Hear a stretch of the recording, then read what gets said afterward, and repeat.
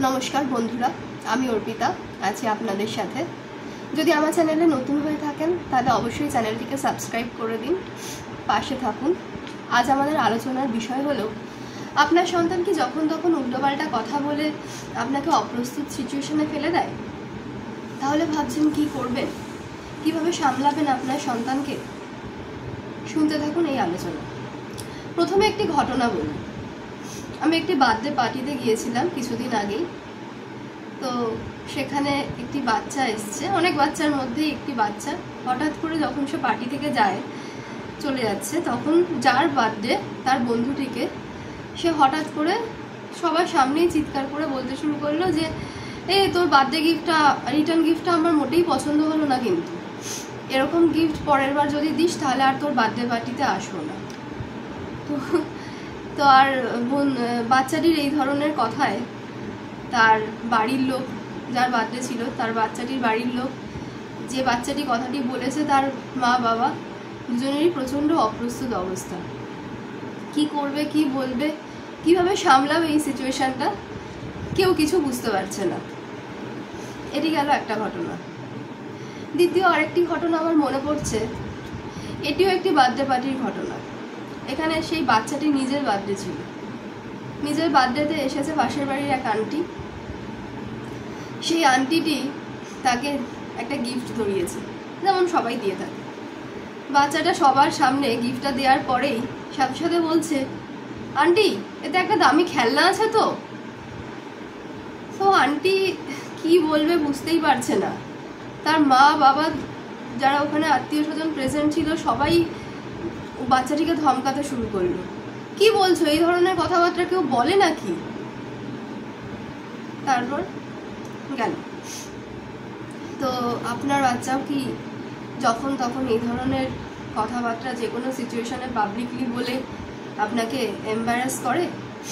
তাহলে শুনে নিন, এটি আলোচনা করে জেনে নেওয়া যাক এটির উপায়টি কি। এই প্রথমত এটাই বলবো, এই ধরনের কথাবার্তা আমরা আমাদের চারপাশে অনেক বাচ্চাকেই বলতে শুনে থাকি। এক্ষেত্রে বাচ্চার বাবা মাকে অনেক বেশি সতর্ক হতে হবে। বাচ্চার বাবা মাকেই বাচ্চাটিকে বোঝাতে হবে, কিন্তু বাচ্চার বাবা মাকে কথাবার্তা বলার আগে সতর্কভাবে কথাবার্তাগুলো বলতে হবে, যাতে তারাই যেন কখনো কখনো বাচ্চার সামনে কখনো ক্রিটিসিজম না করে। যদি তারাই প্রত্যেকটা সিচুয়েশনে বাচ্চার সামনে যে কোনো ইভেন্ট নিয়ে কেউ কিছু দিলে, কেউ কিছু করলে বাচ্চার সামনেই ক্রিটিসিজম করতে শুরু করে, আর আমরা তো জানি যে বাচ্চারা প্রচণ্ড পরিমাণে ইমিটেট করতে পারে, সেক্ষেত্রে বাচ্চা সেই জিনিসগুলোকে ইমিটেট করতে শুরু করে আর সেটাকেই সে সবার সামনে পাবলিকলি বলতে থাকে।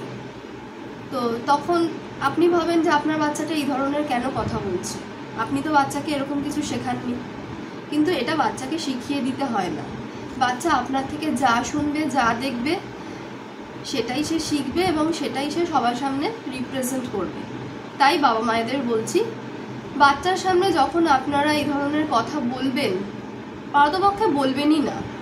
আর যদিও বা কখনো কোনো সিচুয়েশন আসে যে হুট করে রাগের মাথায় বা মুখ থেকে বেরিয়ে গেল, তো ব্যাপারটি এমনভাবেই বলবেন যাতে বাচ্চাটি সেটা বুঝতে না পারে। দ্বিতীয়ত আরেকটি সলিউশন আমি বলতে পারি যে ধরুন আমরা তো বাচ্চাদের শেখাই যে মিথ্যা কথা বলবে না, যে কোনো সিচুয়েশানেই সত্যি কথা সবসময় বলতে হয়। তখন বাচ্চাটি আপনার কাছে প্রশ্ন করতেই পারে, ধরুন কেউ কোনো খেলনা দিল, মা এই খেলনাটি আমার পছন্দ নয়, তাহলে আমি কি বলবো, খুব ভালো হয়েছে খেলনাটা। এটা তো এক ধরনের মিথ্যে কথাই বলা হলো, তাই না?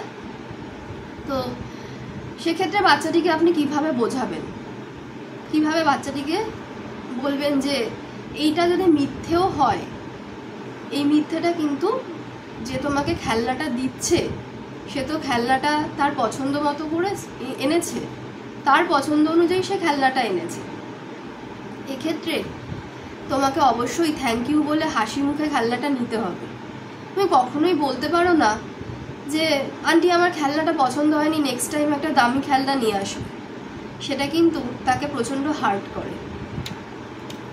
বাচ্চাকে এই কথাটাই আপনি শেখান যে অপ্রিয় সত্যি কথা সবসময় বলার উচিত নয়, কারণ অপ্রিয় সত্যি কথা কাউকেই কখনো কারোর কাছে প্রিয় করতে পারে না। তাই যে সত্যিটা কাউকে হার্ট করে সেই সত্যিটা বোধহয় না বলাই ভালো।